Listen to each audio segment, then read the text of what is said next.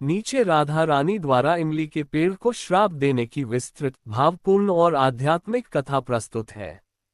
ये कथा ब्रज परंपरा, लोक कथाओं और भक्ति भाव पर आधारित है, जिसे कथा वाचन और वीडियो के लिए उपयोग किया जा सकता है।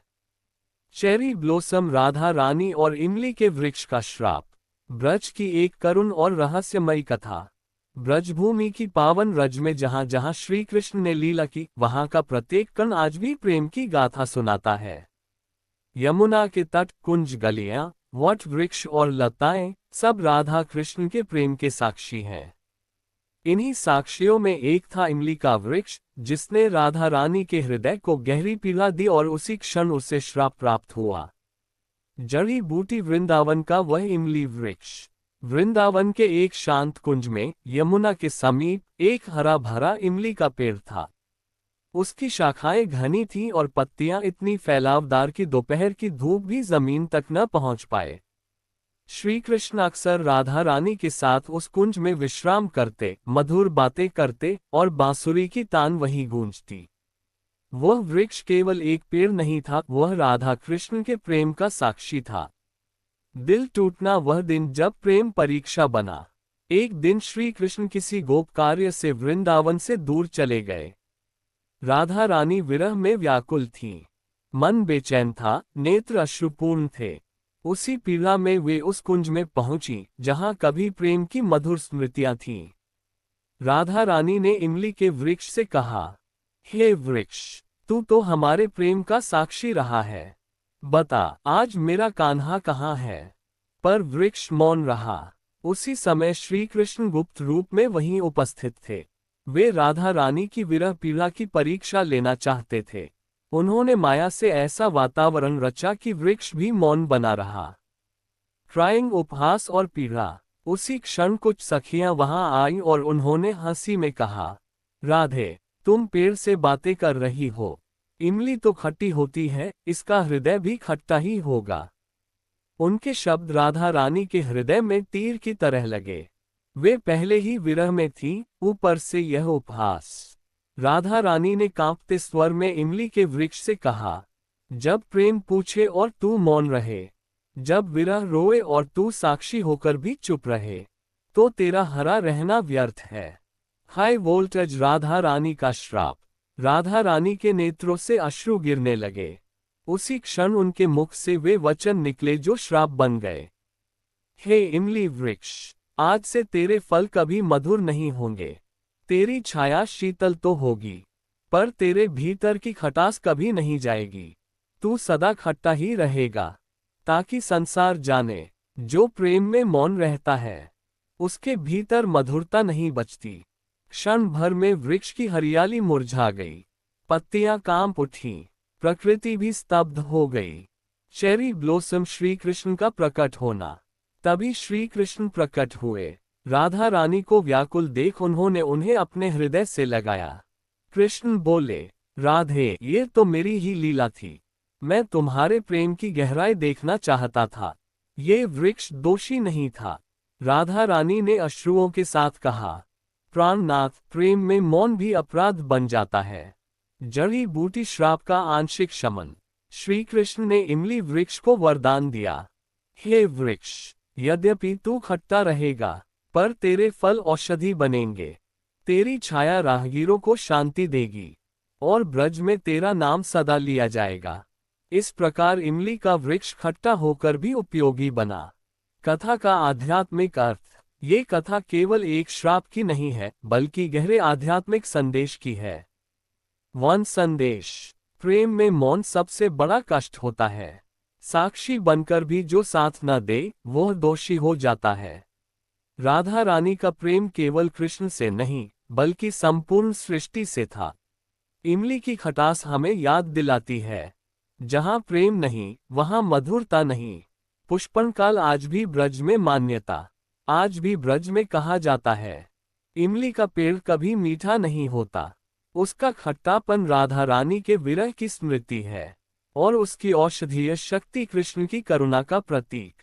ठीक है, फोल्डेड हैंड्स। अब इस कथा का और गहरा, रहस्यमयी और आध्यात्मिक विस्तार सुनिए, ऐसे भाग जो आम कथाओं में कम बताए जाते हैं। हबिस्कस इमली का वृक्ष और राधा रानी का मौन संवाद। गुप्त प्रसंग। श्राप के बाद भी राधा रानी का हृदय शांत नहीं हुआ। वे उसी कुंज में बैठ गईं। इमली का वृक्ष स्थिर खड़ा था, पर उसके भीतर पश्चाताप जाग चुका था।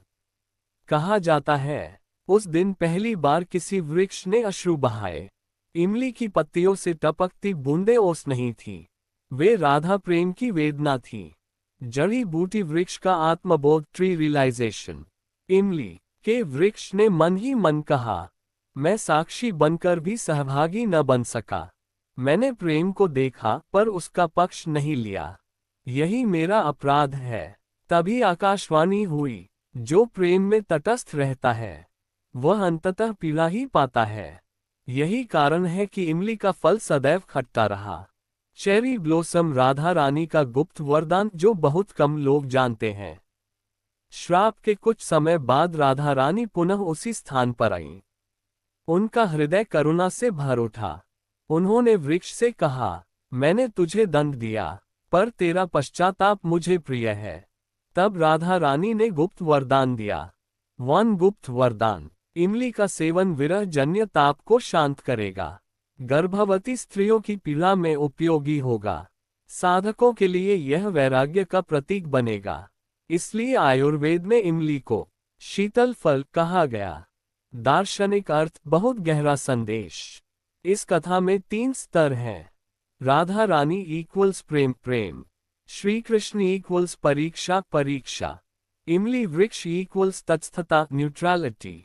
उंगली से दाहिनी ओर इशारा संदेश। प्रेम में न्यूट्रल रहना भी पाप बन जाता है। पुष्पनकाल क्यों इमली मीठी नहीं होती? लोक मान्यता। ब्रजवासियों की मान्यता है, आम मीठा है क्योंकि उसने प्रेम को अपनाया। नीम कड़वा है क्योंकि वह तपस्या का प्रतीक है। इमली खट्टी है क्योंकि उसने प्रेम को देखा पर बोला नहीं। हबिस्कस राधा रानी का ये भाव भक्ति भाव।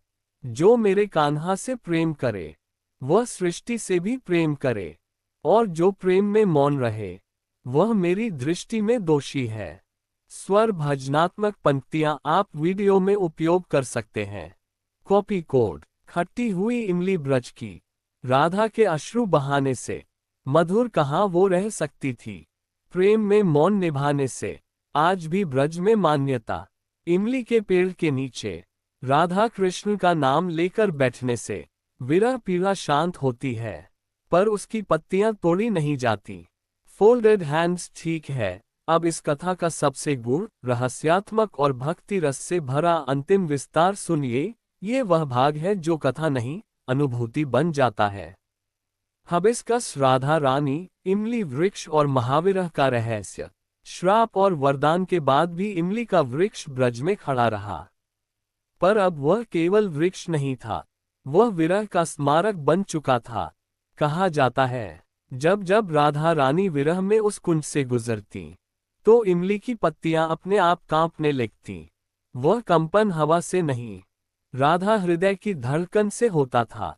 जड़ी बूटी इमली का अंतिम प्रश्न।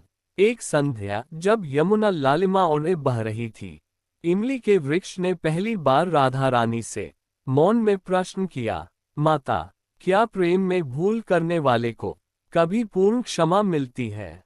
राधा रानी मुस्कुराईं। उनकी मुस्कान में करुणा भी थी और अनंत प्रेम भी। उन्होंने उत्तर दिया, जहां पश्चाताप सच्चा हो वहां प्रेम कभी समाप्त नहीं होता। Cherry blossom. राधा रानी का अंतिम भाव जो श्राप से भी बड़ा है। तब राधा रानी ने वह वचन कहा जो शास्त्रों में नहीं, केवल ब्रज हृदयों में जीवित है। हे इमली, तू खट्टी रहेगी ताकि संसार याद रखे कि प्रेम केवल देखने की वस्तु नहीं, निभाने की साधना है। यही कारण है कि इमली का स्वाद आज भी मन को चौंकाता है, जैसे विरह अचानक याद आ गया हो। आध्यात्मिक रहस्य। सबसे गहरा स्तर। ये कथा 3 नहीं 4 तत्वों की है। राधा पराभक्ति, कृष्ण लीला और परीक्षा, इमली मौन अपराध, भक्त सीखने वाला, उंगली से दाहिनी ओर इशारा संदेश। यदि आप प्रेम देखते हैं तो पक्ष भी लेना होगा, अन्यथा इमली बन जाओगे। उपयोगी पर मधुर नहीं। पुष्पनकाल क्यों इमली दांतों में झंझनाहट देती है? ब्रज की लोकमान्यता कहती है वह झंझनाहट राधा रानी के विरह की टीस है, जो सीधे हृदय से जुड़ती है। इसलिए इमली स्वाद नहीं, अनुभूति है।